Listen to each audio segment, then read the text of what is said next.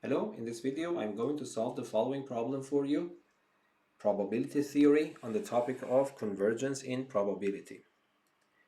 Let x sub n be a sequence of independent and identically distributed random variables with density function f of x equals to 1/2 times 1 plus x times e to power minus x if x is positive and 0 otherwise. Show that n times y sub n, where yn is defined to be the minimum of random variables x1, x2 up to xn, converges in distribution and determine the limit distribution. This is a rephrasing of exercise 1.1 on page 149 in the following book, an intermediate course in probability, second edition, Springer 2009 by Alan Guth. Pause the video at this point and give it a try. Okay, so to solve this problem, I would say that we fix n in the set of natural numbers, and I calculate the probability distribution of the wanted random variable, actually, n times yn, at some real number x, and then I send n to infinity to see if this limit exists. So the claim in the problem is that yes, this limit exists, and we are supposed to find that limit and see if we can understand what kind of random variable is n times y sub n by looking at the limit of the distribution function of it. Okay, so I start with the definition. So f n y sub n x by definition is the probability that n times yn is less than or equal to x. But because n is positive, I can divide by n, so it becomes yn is x less than or equal to x over n. But then I can write this as the complement theorem, so I can write it as the 1 minus probability of the complement event, which means yn is strictly greater than x over n. But you know that y sub n is defined to be the minimum, so the minimum is greater than a number if and only if each one of these individual random variables or each one is greater than x over n. So this can be written as 1 minus probability of x1 is greater than x over n, x2 is greater than x over n, up to xn is greater than x over n. But because it is mentioned in the problem that these random variables x1 up to xn are independent, so this can be written as the product of them. So it becomes the probability of x1 greater than x over n multiplied by up to probability of xn greater than x over n.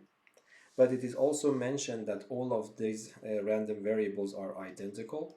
So what does it mean? It means that whatever this number is, the other probabilities are also the same number. So instead of multiplying these n times, I can write one of them and raise it to power n. And if you don't mind, let me write it in this form. 1 minus p, instead of putting an index for x, let me collectively call them x greater than x over n. But this expression should be raised to power n. And if I ask you what is the probability density function of this representative x, that is exactly given in the problem itself. Okay, but here x is a real number, so I have a chance that this x is negative or positive, so I have to be careful about these things. So here you see that by looking at the probability distribution function, if x is negative, then this probability density function gives you 0, so there is no chance that this happens if x is already negative. So I have to calculate these things. So the first thing I can do, I can say that the probability of x is greater than x over n is indeed equal to 0 if no, it should be 1, yes, because if x is negative, then x over n is negative, and then it is guaranteed by this that x is always positive. So, sorry, I have to correct it. So if that's the case, then that becomes equal to 1. if x is negative. So this is always happening. So then it means that probability distribution for this for negative value is 1 minus y to the power 1 to the power of n, which is indeed 0. So this is the first thing that we calculated. And what about 0? Yes, I think, yeah, even for 0 it also works. So let me write it like this. Okay. So we realize that if x is less than or equal to 0, this is the distribution of this random variable. But now let us assume that x is positive. So if x is positive, let us see how I can calculate the probability of x is greater than x over n. So what I have to do, I have to start integrating of the probability density function from this number up to infinity. So I have to integrate from x over n up to infinity and then this function. But because I have already used letter x here, so let me change the letter x to other variables. So let us say z. So I would write 1 over 2, 1 plus z, e to power minus z dz. Okay, so let us calculate this one. That is also very simple if you use integration by parts. For example, let me consider this to be u, and let me consider this to be dv. So if u is equal to 1 over 2 times 1 plus z, this then means that du is equal to 1 half dz, and e to power minus z dz, I called it dv, so this means that v is just minus e to power minus z. And we know that, let me write the formula here.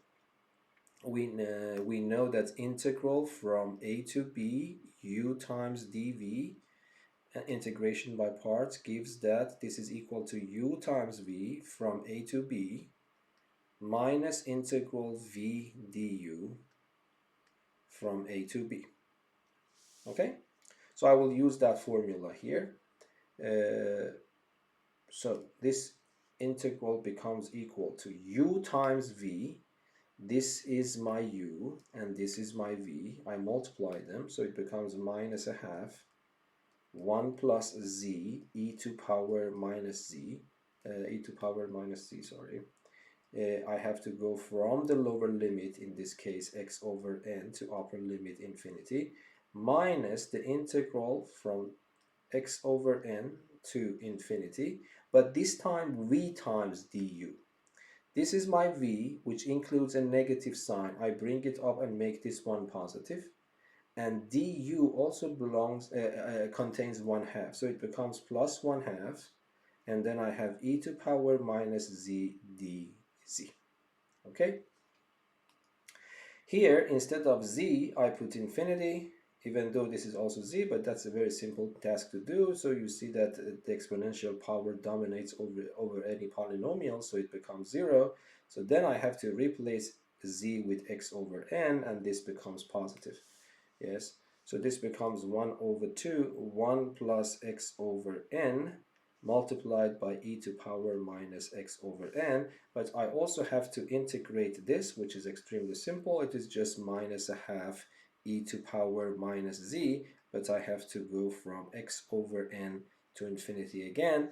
And the same reason, if I put infinity here, it becomes 0, so that I put this one, and that also becomes positive. So the answer will be 1 over 2, 1 plus x over n, e to power minus x over n, and then I have plus 1 half e to power minus x over n. And if you don't mind, let me factor what I can factor out. So 1 half I factor, and the other one I also factor, so it becomes 2 plus x over n e to power minus x over n. Yes, I can also multiply this 1 half too, so it becomes 1 plus x over 2n e to the power of minus x over n. So what is this? This is this part I calculated, but remember, In order to calculate this function, which I got it here, I have to raise this expression to power n and then write minus that expression. So this means that I will raise this to power n. So this will give me p of x greater than x over n to power n is equal to 1 plus x over 2n to power n. And when I raise this one to power n, it becomes simply e to power minus x. And now what I want is 1 minus this expression I got here. So I will continue on the next page. Okay, so this is what we actually have here. Okay, now the last step is to take the limit when n goes to infinity. Okay, so this remains 0 because it is 0, and when you take the limit and it goes to 0, this remains 0. So the only thing that you have to do is to take the limit of this part. Okay, but let me also remind you of this formula. So if you have the limit of 1 plus a sequence a sub n divided by n, and then n to the power of n as n goes to infinity, it becomes e to the power of the limit of n goes to infinity, if this limit exists. Now, this is a very simple problem in one variable calculus. I want to use this exactly here. So here, if I want to take the limit of 1 plus x over 2n to the power of n e to power minus x as n goes to infinity. Here e to power minus x is just a constant. I pull it out from the limit. And the other one, I would write it as x divided by x divided by 2 and then divided by n and then to the power of n, and n goes to infinity. Okay, so here my an is this constant sequence. Yes, x is a fixed number here, and an is equal, I can give the role of x over 2 to a sub n, so it means that I have a sequence, a constant sequence, and you know that the limit of the constant sequence is just the sequence, is the terms of the sequence here. So this, according to what I told, I copy and paste e to power minus x, but that limit becomes e to the power of the limit of the constant sequence x over 2, which is nothing except x over 2, and this becomes e to the power of minus x over 2. Okay, so the limit of this part is this expression, but you see that I have 1 minus that one. So we are done. So I would say that the limit of f n y sub n x when n goes to infinity is equal to 0 if y is less than or equal to 0, and 1 minus e to power minus x over 2 y is greater than 0. Okay, so that is the limit distribution, but you can easily realize that this is the distribution for exponential 2 distribution, with parameter 2, yes? Because, for example, if I have given you this function, first of all, you see that I can also put equality here, because if I put 0 here, this becomes 1. 1 minus 1 is 0. That is, it doesn't matter. So usually when it comes to CDF, the cumulative distribution function, we should put the equality here so that to make it continuous from the right side. But here it doesn't matter because it is really continuous there. So what I can do, I want to ask myself, is this a known distribution or not? So what I will do, I will differentiate it with respect to y. If I differentiate this with respect to y, the numerator becomes 0.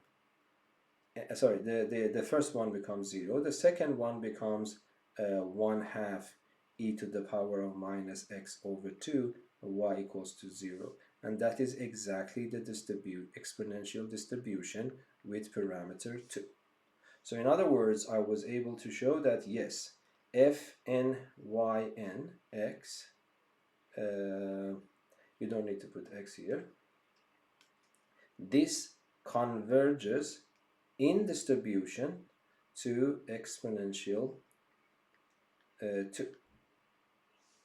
Okay, so we are done. I hope that this video was useful for you. Until the next video, be safe and goodbye. Thank you.